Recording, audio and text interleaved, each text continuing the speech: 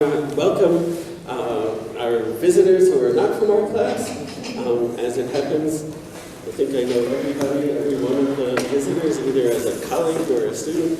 I'm going to introduce to you the person who will introduce our speaker for today. This is Professor Agnes He, who is from the Asian and Asian American Studies Department and is director of the Center for Multilingual and Intercultural Communication at Stony Brook.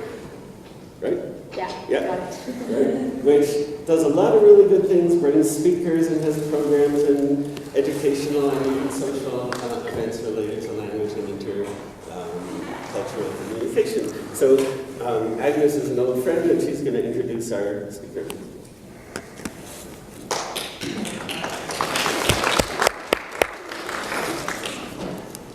Thank you, Bob. Welcome. This is the second lecture of this year's MIC Distinguished Lecture Series. So I would like to thank the Confucius Institute, directed by Professor E.K. Tan, for co-sponsoring this event. I would also like to thank Professor Holloman for inviting all of the students to participate in this event as well.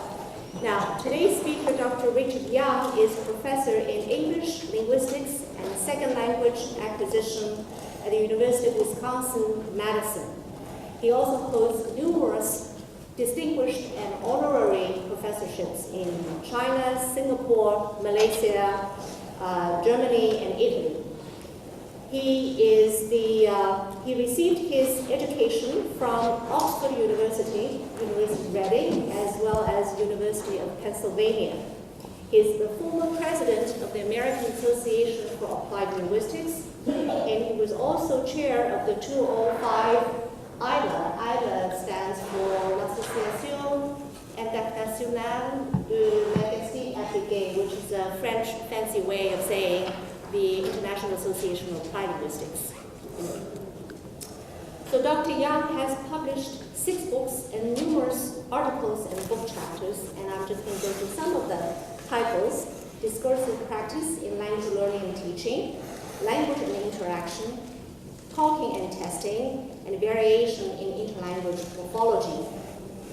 Now, Richard Young needs very little introduction in the field of applied linguistics.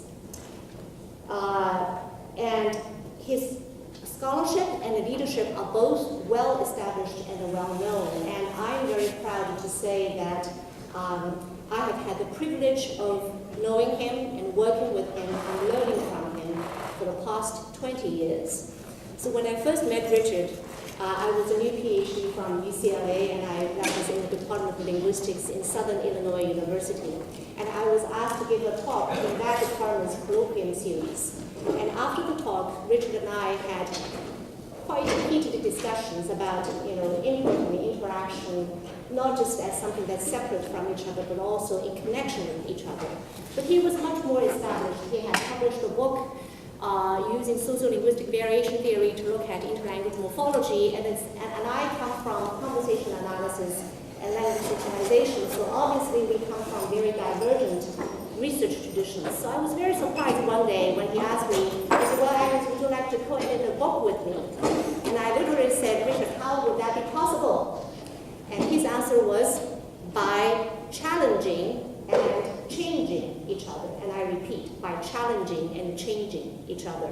So the end result was our 1998 book, Talking and Testing, where we looked at really the notion of interactional competence. What makes a person competent in interactions? And this notion now has received considerable traction in the field, very much due to Richard's subsequent work in following years. So it is in the same spirit of challenging and changing oneself that Richard has expanded his analytic attention to participation structures in interaction, to expert-novice interaction, and more recently, to the relationship between learning and historicity. So over the years, his unit of analysis has expanded and has become much bigger and broader, from morphology to turn-taking, speech turn-taking, to speech event, to multiple speech events across settings, and now to life histories.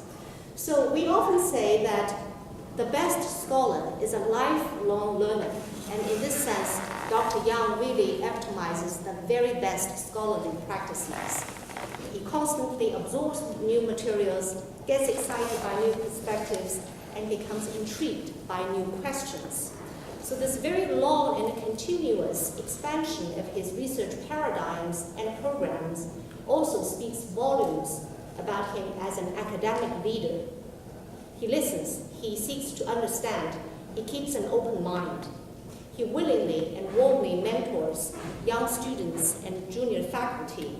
He's quick to note differences, but is always ready to bridge the gaps and the differences. So 2 years ago, he co-authored and published an article called, in the studies of the second language acquisition, titled Bridging the Gap, Cognitive and Social Approaches to Research in Second Language Learning and Teaching, and that is just a very strong case in point. So today he will speak to us about his latest work that is titled Global Languages and Local Identities. So it is with indeed great and deep honor and pleasure that I present to you an applied linguist par excellence, a distinguished academic leader, my esteemed friend and colleague, Dr. Richard Yang.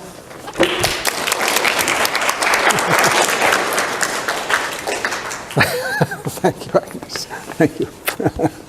Thank you so much, Agnes. That's a wonderful introduction. I don't think I deserve it, but anyway, it's nice to hear praise like that from a friend. And Agnes and I are friends and colleagues from a long way back. So it's really good. And thank you so much to the Confucius Institute and to Agnes' Center for inviting me here. It's my first time in Stony Brook. It's my first time in Long Island. And what wonderful weather. Thank you very much for the weather. So my talk is about identity, and it's about identities and how identity is related to the languages we speak and the languages which surround us.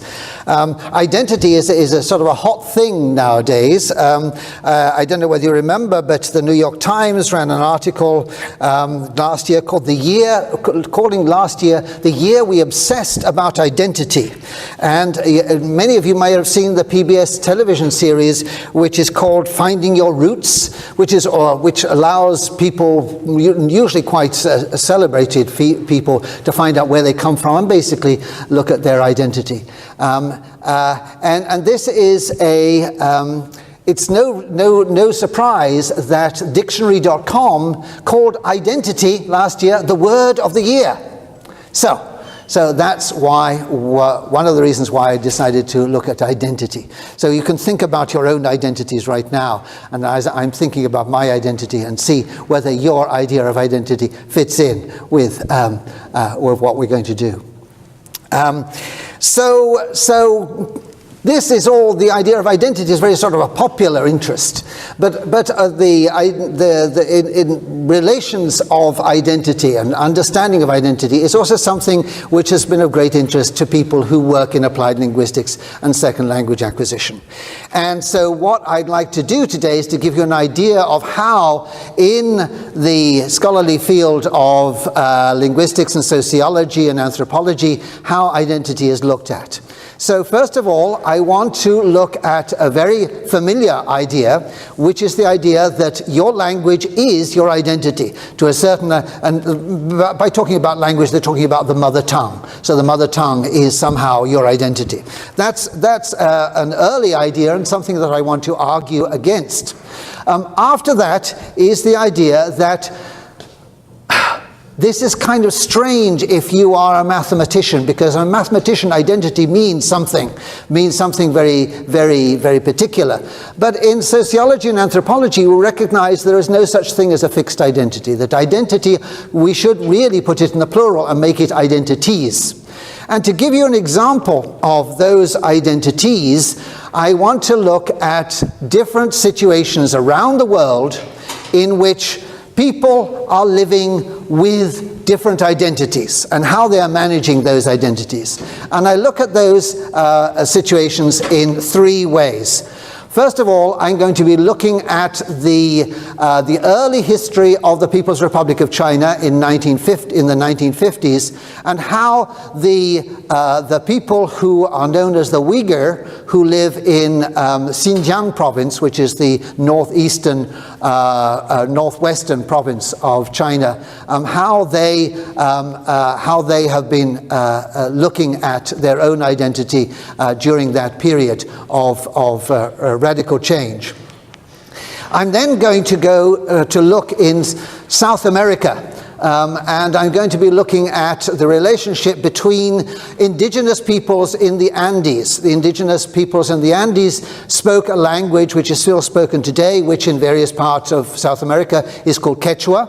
I'm going to be looking in particular at Ecuador, where the language is called Quechua, and how Quechua and Quechua are, the people who speak those are relating their own identity to the hegemonic language of Spanish, that is the colonial language which came to South America.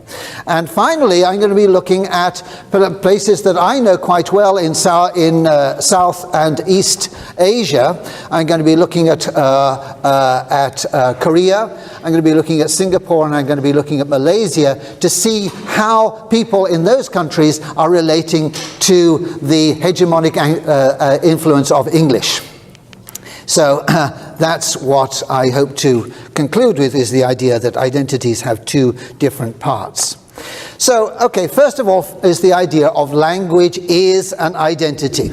And language is the identity was first put forward by a guy called Henri Teufel, and he had a theory of social identity and intergroup conflict. Now, in this theory, individuals achieve a positive and secure personal identity to the extent that group members can make comparisons or to their own favor with respect to relevant outgroups. That is, I feel like people who are in my group, and I recognize that I am different from the people who are outside my group. So this is a psychological theory, and it was made most famous by the work of the very distinguished linguist and sociolinguist Joshua Fishman. One of the things that Fishman said was that the mother tongue is the only language with which a speaker can completely identify. And that it is the mother tongue above all other tongues which is infused with emotion, intimacy, and identity. Well, so I call this the language equals identity, and one could also say L1 equals identity. It's been criticized by scholars who work in multilingualism and language maintenance, because their principal critique is that this approach fails to take into account multilingual contexts. That most of us did grow up with speaking our mother's tongue. Yes, we did, but there are many of us also who grew up speaking two mother tongues. My wife, for example, is Chinese, I am British, and when our kids were growing up, they were speaking two languages. So which is the mother tongue? But then, of course, besides situations like that, all of us maybe grew up with one mother tongue, but then we move to a different part of the world, and we find that we have to take on another tongue. And we, many of you, I know, are interested in Spanish, and you will have had different identities when you go to Spanish-speaking countries. So when you go to Spain, when you go to South America, when you go to Colombia, or wherever you go, you take on a different sort of identity. So the problem, as I see it, with the social psychological view of identity is that identity is seen as an essential attribute of a person. There are two linguists who put the criticism very, very succinctly, and they said that in the social psychological approach, identities are assumed to be attributes of individuals or groups rather than of situations. So this ignores the possibility of heterogeneity inside the speech community. And as we all know, Nowadays, people don't stay in the same place, and people move from place to place, and we live in a global community. And so the global community is not taken into consideration in the early approach. So what they say is that their identities inhere in actions, not in people. So this, in a way, it's much easier for us, I think, to understand the social psychological view of identity. Well, this is who I am. But who are you? I tell you, I am who I am when I'm giving a talk like this. But when I go home, I don't talk like this to my wife or to my children. When I meet an old friend like Agnes, I don't talk like this. So I take on different identities in different situations, and this is what Buchholz and Hall talk about when they say that identities inhere in actions, not in people. So there are different approaches to identity and identities. So I take the work of Karen Tracy at University of Colorado at Boulder. And she has a very good way, I think it's a very good way of understanding the multiplicity of identities. She says some identities are stable. That is, they don't change. But there are some identities that are dynamic and change with the context of interaction. And also some identities result from individuals belonging to a social group. Well, yes. But other identities are personal, and we like to feel that we're unique to a particular personality. So Karen Tracy has this idea that we have that identity can be understood in these 4 different ways. That is, there are things which are social, whereas things that are personal. In comparison to a thing, there are identities which are personal. There are also identities which are stable, and there are identities which are dynamic. And she has a very good way, which I will show you at the end, of illustrating those different kinds of identities. So people do interactional work to create some aspects of their own identity. But also, one of the things that Tracy points out is that identity is something which is constructed by people with whom we interact. That is, we project a certain identity, we broadcast an identity, but when people interact with us, they hear us or they interact with us or in some way, they create an identity for us as well. And what Tracy says is this is autocasting an identity. So we have, in addition to those 4 different identities that I mentioned before that are on the board there, then you have also the idea of co-construction of identity. That is, I would like to project myself in a particular way, but presumably you have a slightly different idea of my identity. And so that interaction between broadcasting an identity and autocasting an identity is also something that we must take into consideration. And a few examples of these different kind of identities that Tracy talks about. Paul Croscreti has done a lot of work on master identity. That's the first one, the stable identities. And he says that identity is the linguistic construction of membership in one or more national, ethnic, racial, class, rank, professional, or gender groups formed through the use of language and linguistic forms associated with specific national, ethnic, or other identities, and through practices that index members' use of the group. So you think of, think of yourselves, who am I? Well, you probably think of yourselves, maybe you'll think, oh, I'm a student. You think of yourselves also, I'm a guy, I'm a girl, I'm somewhere in between. I have a certain sexual identity as well. I have a gender identity. Well, those are things which generally don't change. How do we create those identities? The identity of a student, our gender identity. Well, according to Croscreti, what we do is we construct those identities through the language that we use. So, This is the work of Mary Buchholz and Kira Hall, and they are the people who talk about identities here in actions and not in people. I don't know whether you know the work of Colleen Toohey. Colleen Toohey did some really exciting work about 20 years ago when she did an ethnography of immigrant children in Canadian public schools in British Columbia. And she was with these children first in preschool and later in first grade. And one of the things that she did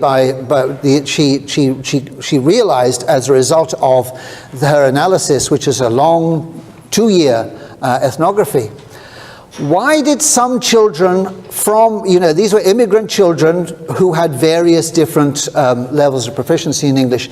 To what extent was it their level of proficiency in English which made their teachers decide to put them into mainstream first grade or into special ESL first grade? That is, at some point in their lives, the teachers would decide, okay, this kid is going to go into mainstream and this kid still needs ESL work.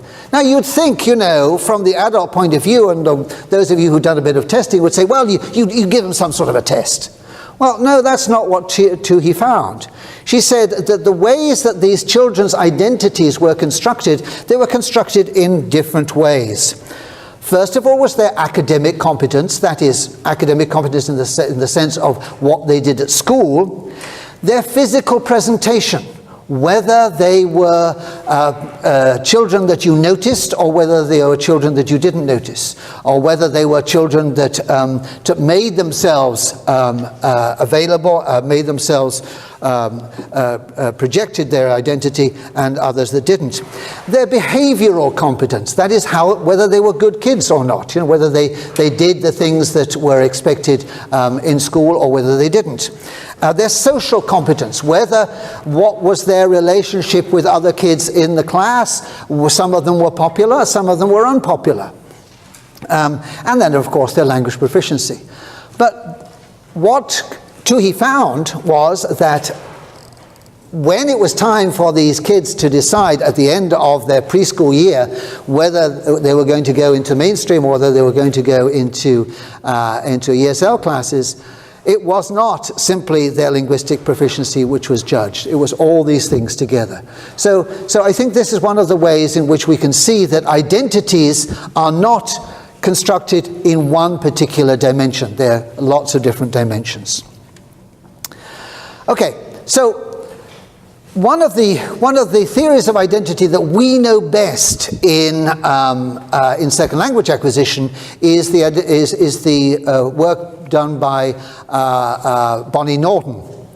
Bonnie Norton also did work in Canada, in British Columbia, and she came up with the idea that the way that she was not studying children, she was studying immigrant women. And it's a very well-known study, and you probably have come across it already. But what she found was that these women's identity was a very personal identity, and that, going back to the original slide of Tracy's identity, the personal identity was how each of these women identified with what they thought was an imagined community. So they had come as immigrants to Canada, and they had imagined who they would like to be, with the community they would be part of. So this was a very different sense of identity. Toohey's theory, Norton's theory, were based on the data that they looked at. And everybody seems to come up with a different theory of identity depending on what the data that they look at. So I thought, well, if that's the case, if identity is basically grounded in data, then perhaps what we should look at is multilingual situations in which there is where the question of identity has not arisen. So that's what I want to go on and do. So I talk first of all about what I call hegemonic languages.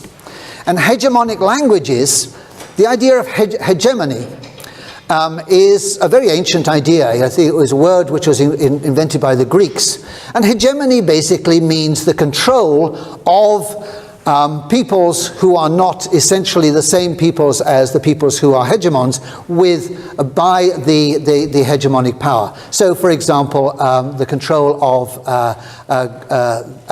Athens and Sparta in various different parts of Greece, the control of the whole of North Africa in one particular caliphate in the 8th and 9th centuries. So the idea of hegemony is very well known. And of course, during the period of colonial expansion in the 18th, 19th, and early 20th centuries, then the languages of Europe, essentially English and French and German and Portuguese, they were taken to what was then called the New World, and that was the hegemonic influence of those particular countries, and of course their languages. So hegemonic languages are those languages which have been imposed in some point by some powerful power outside the country where they are used. But nowadays, and I think since the 1930s, there was Antonio Gramsci, who was a very well-known Italian communist in the 1930s, and he was arrested by Mussolini, and he was kept in prison for an awful lot of the 1930s. But he used that time in order to write about hegemonic power. And he said, well, nowadays, when you think of hegemonic power, it's not that you are going to do something because people are telling you to do it. It's because what you're doing seems to be quite the normal thing to do. This is what we do. So you don't question the hegemonic power, you don't question the hegemonic language, because that has become the new normal. And this is, I think, something that we can see again and again when we look at hegemonic languages throughout the world. So we're going to be going first to China, then we're going to go to Ecuador and Seattle, and then we're going to go to Korea and to Singapore and to Malaysia to look at some of the influences of hegemonic power on the people who live in those places.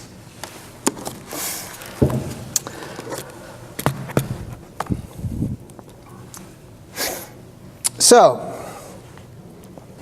the first story that I want to tell you is from China, and it's the idea of resisting hegemonic power, resisting a hegemonic language. So this is a map of China, and a map of China in many different colors, largely because it shows you that the Han Chinese who are in this area here, the Han Chinese are the great majority. The majority of people in China come from an ethnic group which is called the Han. In minority languages. They were, by 1955, there were 20 newspapers, 28 magazines published in minority languages. But what happened in, so I'm focusing in particular at this area here, this area of Xinjiang, the capital area is Urumqi. What happened was that many of these liberal language policies were discontinued. There was a tremendous popular criticism in the minority areas of the Communist Party and the government, and this brought to light local nationalisms, dissatisfaction with foreign policies. And as one government document put it, books for minorities exhibited, according to the Han, objectionable levels of local nationalism, religious sentiment, capitalist thought, and tendencies to aloofness from politics, reality, and production. The policy which the party countered these tendencies was part of the Great Leap Forward of the late 1950s, early 1960s, in which Mao Zedong hoped to move the economy into a higher stage of socialism. But and so the government began to propagandize the use of the language of the Hans as a means to the achievement of rapid industrialization. So the idea that writing orthographies in the local languages was discontinued. And you will probably know, if you know anything about Chinese orthography, during the 1950s, there was a Romanization of the Chinese language that was popularized. It's called Hanyu Pinyin, which is basically using the letters of the Roman alphabet in order to transcribe Chinese. But the problems were that these orthographies, the national minorities were getting used to the orthographies that they had been using, which were developed especially for their languages. When the Han said to them, the central government said to them, no, we want you to learn Hanyu Pinyin. Well, the Uyghurs, they were a very large minority in this area, the Uyghurs didn't like that. And the result was two great migrations that happened at the end of the 1950s. The first was the migration of the Dalai Lama and the Tibetan theocracy over the border into Nepal and India, and also 60,000 Uyghurs who decided to uproot themselves and move to the neighboring Soviet Socialist republics of Kazakhstan, Kyrgyzstan, and Tajikistan. Why? From the identity point of view, what's happening here? Clearly, the people who, the Uyghurs, said that we don't want our language changed because we identify with our language. And what we have in Central Asia are these lines on a map. We tend to think of these, I can't point, but you can see the lines on the map there. Now, lines on the map are something that is quite recent. You know, the idea of a nation state is something which is quite recent. Because in Central Asia, there are large populations of nomadic people, and they move from place to place. And so there were an awful lot of Uyghurs across the border in the Soviet Socialist republics in Kazakhstan and Uzbekistan and Tajikistan. So it wasn't hard for the Uyghurs in China just to move across the border where they would find people who spoke their own language in these places. So this story of resistance of an ethnic minority to a hegemonic language fits well within that first idea of identity, that it is linguistic construction, membership in an ethnic group, and Tracy's view of a stable master identity. This is a picture, by the way, of some Uyghurs. Okay. Going on now and moving to a different part of the world, and now we're moving to South America, and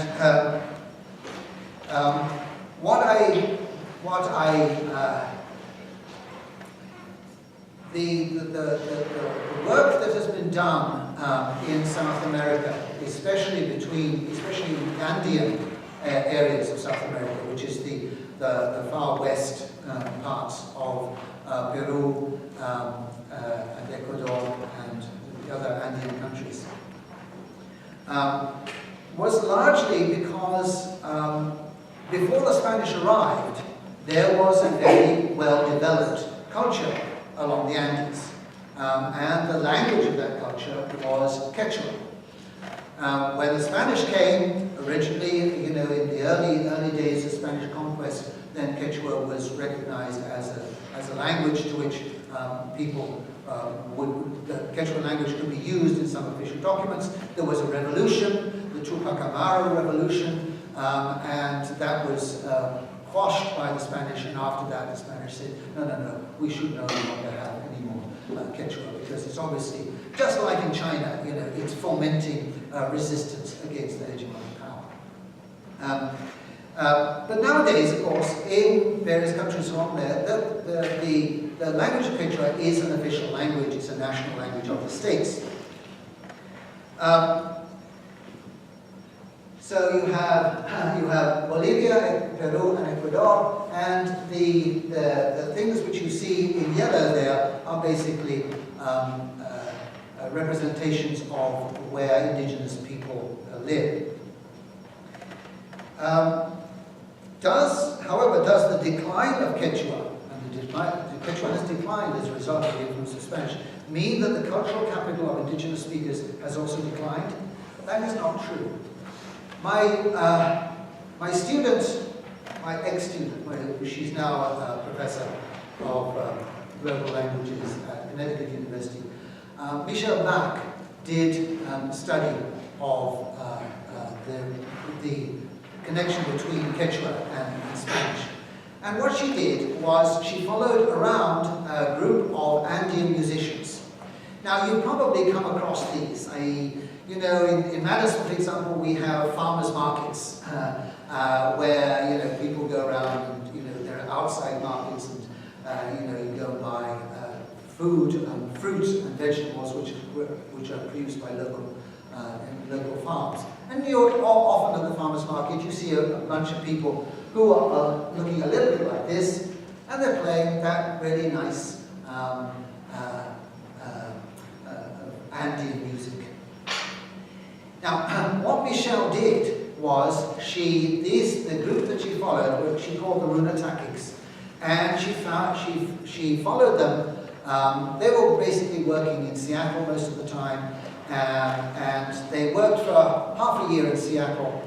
Then during the cold season, they would go back to home in the high plains of Ecuador. So she was interested in them because these people are basically propagating Quechua culture. They were playing the music of the Andes, and they liked to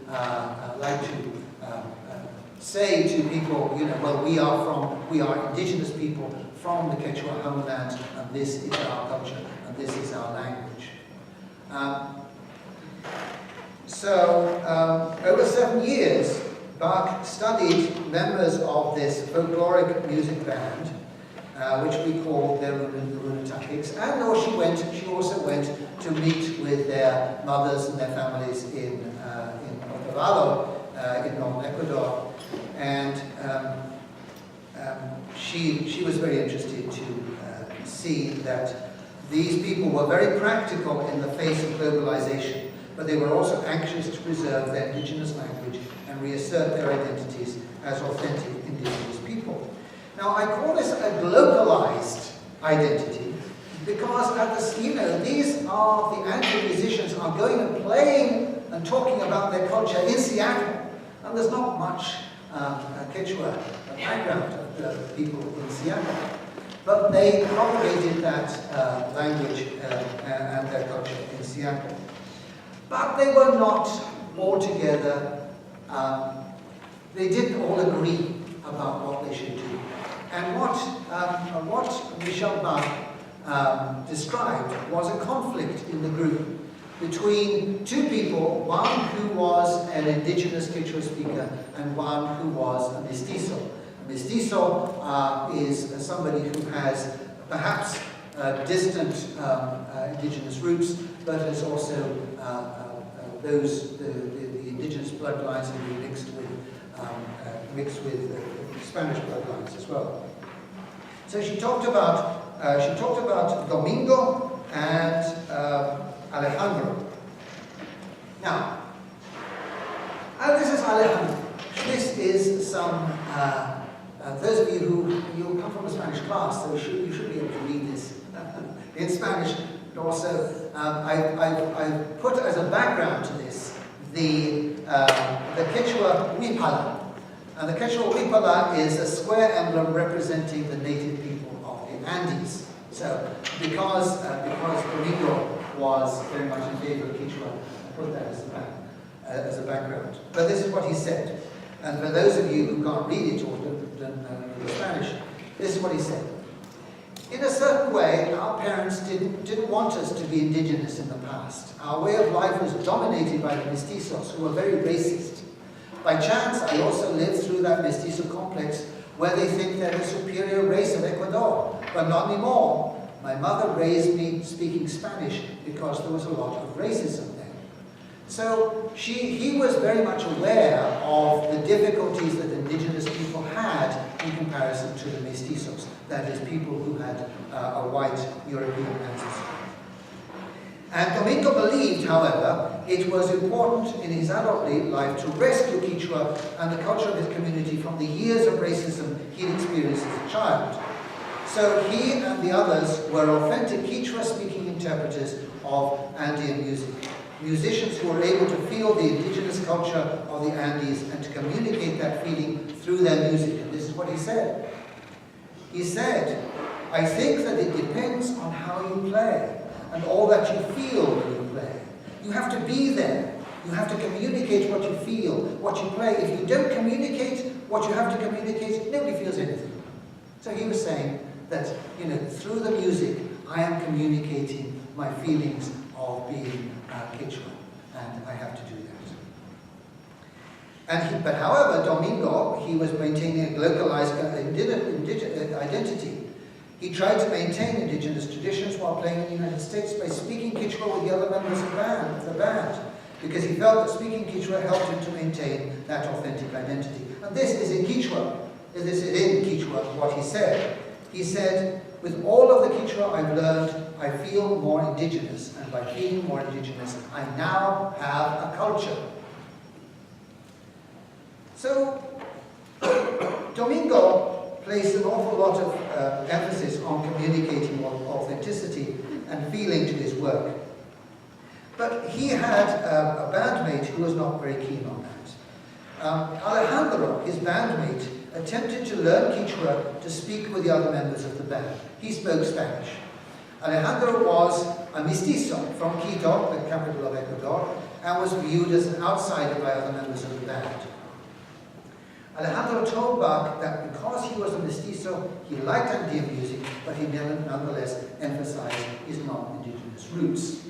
So I put this in the background is the flag of Ecuador, and this is what he said. "My grandfather, father of my father, he's white. He's Ecuadorian. My great-grandfather was still Spanish, but my grandfather was born in Ecuador, so he's Ecuadorian.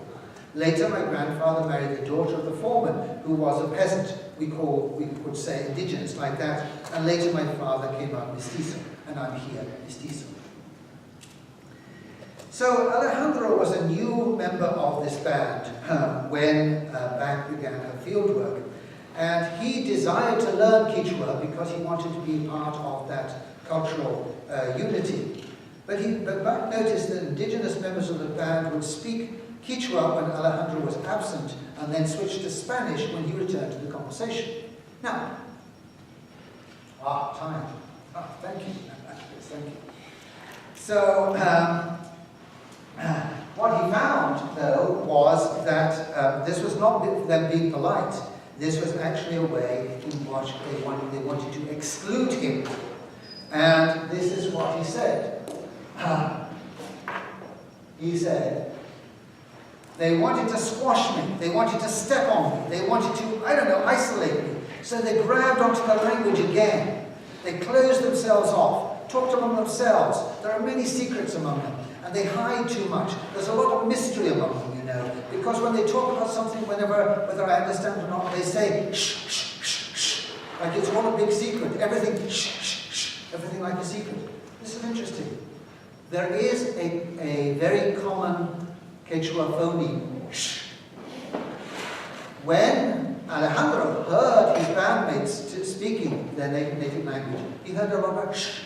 He interpreted that shh as basically, shh, don't tell Alejandro what we're talking about. All right, so I'm running short of time here. So let me just go on to one other identity, an example of identity, and that is from Korea. I have examples here of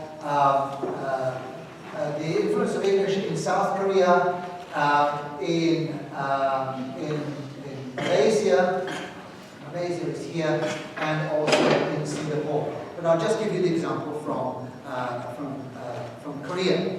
In Korea, you have a very interesting, what I call languaging an identity. Anybody speak Korean here? Okay, oh great. Oh well, wonderful. You'll be able to help me out here. So, in Korean is, well, first of all, it's written in this Hangul, okay? It's written in Hangul. Underneath it you have a romanization, and then you have the English translation. And what the Koreans did, clearly they were tremendously influenced by the economic power of the United States. They were never occupied by the United States or by an English-speaking power, but the economic influence was tremendous. So what they did was they used English in Korean. So here we have one example, which is for gel stick ink. Which, could you say it for me? Please? ink gel stick. Okay, please. ink gel stick. Ink gel stick. Ink gel stick. Okay. Ink. There is a Korean word for ink, but they use the American word. And gel stick obviously is coming from America. And then here we have another one, which is simple recipe. Can you say that for us? 간단 레시피. Kantan recipe. Kantan is a Korean word. Recipe is recipe. So, you have this coming together of the two languages in these examples. Then also pragmatics, you have this thing called taxi. Can you say that? 콜 택시. Called taxi. Now, we think the call taxi is a verb phrase. I'm going to call a taxi.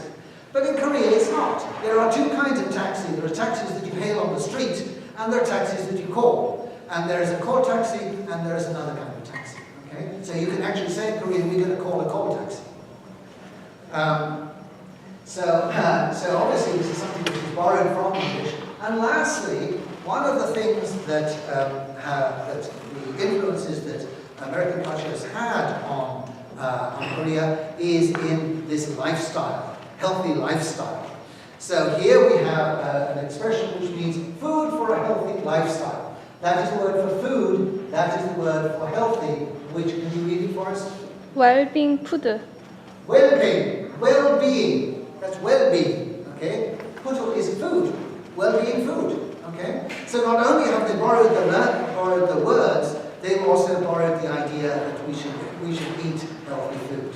Okay, well, those are enough examples for you, but I just do want to I'd just like to conclude with this idea that when we look at the different situations, the different context in which languages are used, we come up with a much more complicated view of identity.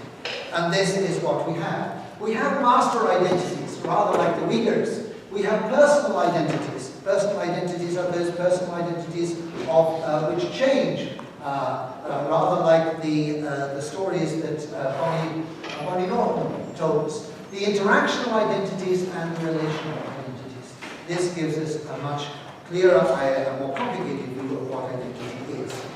And then just to conclude, studies of individuals in contact with hegemonic languages provided new insights into how personal identities are contested and creatively constructed. In each of these contexts, identities are different and different theories are necessary to explain them.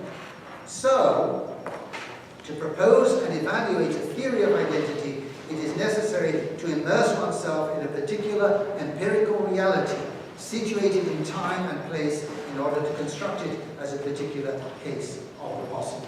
So in order to develop further ideas about identity, we need to look at the various different situations around the world where people